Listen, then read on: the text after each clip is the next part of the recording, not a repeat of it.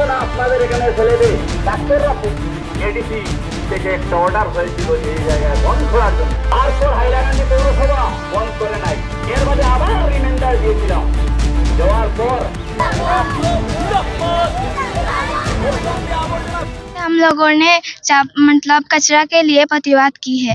इसके लिए क्या हम स्कूल पे जाते हैं, बहुत मच्छी लगते हैं, हम पढ़ नहीं सकते हैं घर पे।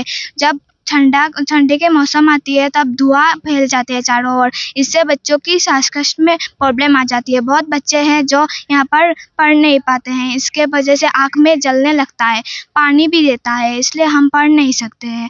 हमने बहुत दिन यहाँ पर प्रतिवाद की है कि यहाँ पर कचरा नहीं फेंकेंगे आप, लेकिन उन्होंने हमारी बात को नहीं सुना है। पहले कहा है डीसी के पास जाके पिटीशन दो, तो हमने दी है, फिर भी हमारी बात उन्होंने नहीं रखे। जब आते हैं तब बोलते हैं डीसी के पास जाके पिटीशन दो, फिर भी हम बोलते हैं नहीं हमने दी है। वो लोग हमारी बात को नज़रअंदाज करके डीसी ने एक दिन आकर हमें मतलब ठेला धक्का कर उन्हें हमको कचरा फेंक कर चले गए थे।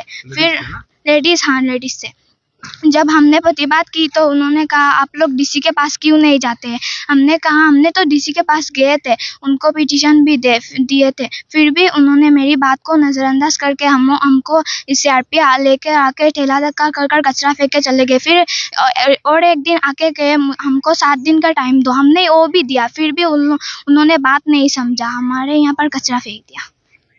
আমাদের ভারত সরকারের স্বচ্ছতা মিশন কোথায় আমরা খুঁজে পাচ্ছি না। সম্পূর্ণ হাইলাকান্দির পৌরসভার আবর্জনা এই গ্রামে, এই চন্দ্রপুর কুচিলা গ্রামে ফালানো হচ্ছে। এই জন্য আমাদের অবস্থা ভয়াবহ। আমরা স্বচ্ছতা মিশন প্রকল্প কোথায় খুঁজে পাচ্ছি না। তারপর হলো আমাদের বীর সাংসদ মহোদয় কোথায়, আমাদের বিধায়করা কোথায়।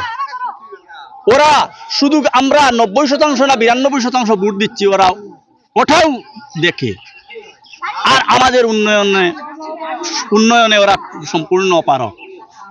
তো দুর্ভাগ্যজনক ব্যাপার যে পুলিশের প্রত্যেকটা বোর্ড আছে জনহিতার্থে, জনসাধারণের কল্যাণে। পুলিশরা আমাদের বন্ধু, কিন্তু পুলিশ নিয়ে এনে এই গ্রামের মানুষকে বাবুকি দেখিয়ে এই জায়গায় আবর্জনা ফেলা হয়, যেটা সত্যিই দুর্ভাগ্যজনক। ও আবর্জনার মধ্যে হাজার হাজার হাগিস গুলা ফেলানো হয়, এটাও মারাত্মক। হাগিস ফেলানো হয়, ওই জন্য বাজে জিনিস ফেলানো হয়। এই জন্য অবিলম্বে এটা আজ থেকে বন্ধ করা হোক, আমরা সবার দৃষ্টি আকর্ষণ করছি। যদি বন্ধ করা না হয় তাহলে আমরা আরো বৃহৎ আন্দোলন গড়ে তুলব ও আমরা মহামান্য হাইকোর্টের দ্বারস্থ হতে বাধ্য হব।